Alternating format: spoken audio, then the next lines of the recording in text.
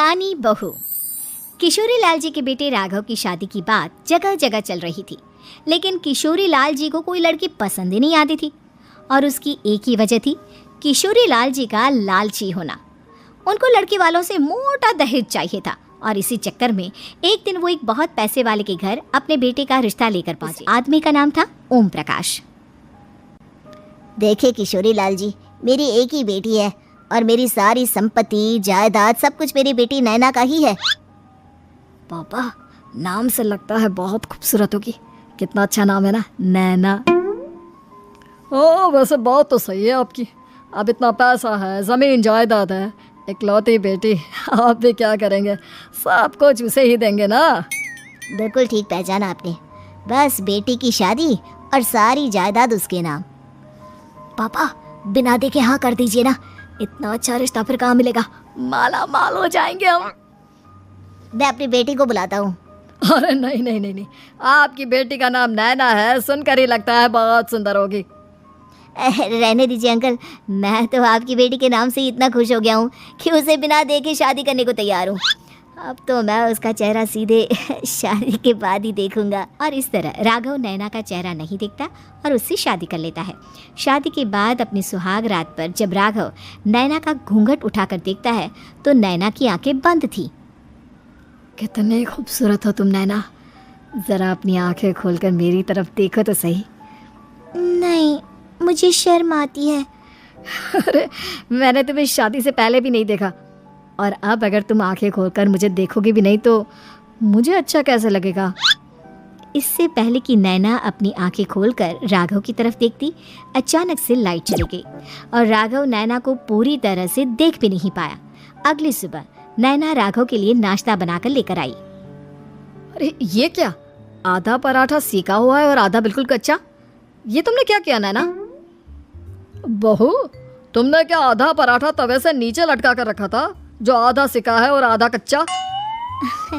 मुझे जितना दिखेगा उतना ही तो सीखूंगी ना पापा जी। जहाँ जहाँ मुझे नजर आ रहा था वहाँ मैंने सीख लिया, जहाँ जहाँ नहीं दिखा वहाँ कच्चा रह गया होगा। इसका क्या मतलब है? ये कैसा मजाक कर रही है तुम? अरे बहू, तुमने इतना लंबा घूंघट क्यों लगाया हुआ है? देखो, हमारे घर में बहुओं को बेटी की तरह रखा जाता है, और फिर तुम तो इतना सारा माल लेकर आई हो। देखो, ये घूंघट डाल कर रखने की कोई ज़रूरत नहीं है। हाँ नैना, पापा जी ठीक कह रहे हैं, तुम तो आराम से रहो, अपना ही घर समझो। नैना अचानक से अपना घूंघट उठा लेती है। अरे ये क्या पापा, नैना की तो एक आंख फूटी हुई है।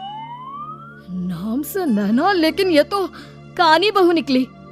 मेरे साथ धोखा हुआ है, धोखा। बिना दिखाए अपनी कानी लड़की मेरे संग ब्याह दी। मुझे कानी बीवी नहीं चाहिए। मुझे अभी ओम प्रकाश जी से बात करनी पड़ेगी। आखिर उन्होंने मेरे साथ ऐसा किया क्यों? अरे, आप लोगों ने ही तो पापा से कहा था कि आप लोग शादी से पहले मुझे देखना नहीं चाहते। अब मेरे पापा पर क्यों इल्जाम लगा रहे हैं? अरे लेकिन उन्हें बताना तो चाहिए था ना कि तुम कानी हो, एक आंख से तुम्हें दिखाई नहीं देता। किशोरी लाल और राघव नाराज होकर ओम प्रकाश को अपने घर बुलाते हैं। पापा जी, ये आपने क्या किया? शादी से पहले बताया क्यों नहीं कि नैना की आंखों में परेशानी है? अरे, आप ही ने तो लड़की देखने से मना कर दिया था। और लेकिन आप बता तो सकते थे। आपको तो हमारी बेटी की प्रॉपर्टी चाहिए थी, वो भी पूरी की पूरी। अब क्या हुआ अगर उसे आधा दिखाई देता है? प्रॉपर्टी तो आपको पूरी मिल गई ना। अरे ये क्या बात हुई? मेरी शादी प्रॉपर्टी से नहीं, आपकी बेटी से हुई है।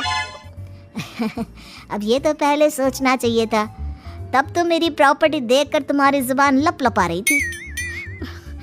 लेकिन मैं कानी लड़की को अपनी बीवी बनाकर नहीं रख सकता। पापा, कुछ करिए ना आप। हाँ, करता हूँ।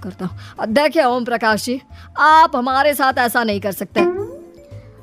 और तुम देखो, अगर तुमने मेरी बेटी से शादी तोड़ी ना, तो जो भी प्रॉपर्टी मैंने तुम्हें दी है वो तो पूरी की पूरी वापस ले ही लूंगा, और आधी प्रॉपर्टी तुम्हारी भी लूंगा। अरे, मेरी आधी प्रॉपर्टी भला क्यों लेंगे आप? इसलिए क्योंकि मेरी बेटी को आधा नजर आता है और उसकी नजर अभी तक तुम्हारी आधी जायदाद पर ही पड़ी है। अब तुम उसे घर से निकालोगे तो कुछ तो लेकर जाएगी ना। और अगर हम आपकी बेटी को अपने घर की बहू बनाकर रखे तो? तो तुम्हारी पूरी प्रॉपर्टी तुम्हारी ही रहेगी, और जो मैंने तुम्हें दिया है ना उसमें से बस मैं आधा लेकर जाऊंगा। अरे लेकिन अब आप अपनी दी हुई प्रॉपर्टी में से आधी वापस क्यों लेकर जाएंगे? अगर मैं आपकी बेटी को अपनी पत्नी बनाकर रखने को तैयार हूँ तो? इसलिए ताकि भविष्य में अगर तुम मेरी बेटी को धोखा दो तो उसके पास कुछ तो रहे जो पति का हो। वैसे मेरे पास तो बहुत कुछ है, लेकिन अपने पति की कोई निशानी तो उसके पास होनी चाहिए ना। अब अगर तुमने मेरी बेटी को कहानी कहा तो तुम्हें प्रॉपर्टी भी कहानी ही मिलेगी, पूरी नहीं। जमाए राजा। किशोरी लाल और राघव समझ चुके थे कि वो बुरी तरह फंस चुके हैं और अब उनके पास वहां से निकलने का कोई चारा नहीं है। अब समझ में आया ना, लालच बुरी बला होती है। एक तो तुम्हें प्रॉपर्टी मिली, ऊपर से बीवी मिली, उसमें तुम्हें नखरे भी दिखाने हैं। आए बड़े, चुपचाप बैठो दोनों। कुछ दिनों के बाद नैना राघव की कार लेकर बाजार घूमने निकलती है और जब कार लेकर वापस आती है, ये क्या? एक तरफ से मेरी गाड़ी पूरी खराब हो चुकी है। लगता है तुमने मेरी गाड़ी को किसी दूसरी गाड़ी के साथ एक्सीडेंट किया है। अरे अरे, कितना बड़ा नुकसान कर दिया तुमने बहू। वो क्या है ना पापा जी, मुझे एक आंख से दिखाई नहीं दे रहा था, सामने से गाड़ी आ रही थी। मुझे तो सिर्फ आधा ही दिखाई दिया और वो गाड़ी मेरी कार से रगड़ते हुए निकल गई। अब मैं क्या करूं बताओ? आप इसे ठीक कराने के पैसे कौन देगा? तुम्हारे पापा। तुमने मुझसे इस तरह से बात की? अभी रुको। नैना राघव की शिकायत ओम प्रकाश को कर देती है। देखो राघव, अब जो मेरी आधी प्रॉपर्टी तुम्हारे पास थी ना उसमें से आधी और मैं लेकर जाऊंगा, क्योंकि तुमने मेरी बेटी को डांटा। अरे नहीं नहीं पापा जी, गलती हो गई, माफ कर दो। गलती की तो कोई गुंजाइश ही नहीं। अगली बार मेरी बेटी को डांटा तो बची हुई आधी में से आधी और ले जाऊंगा।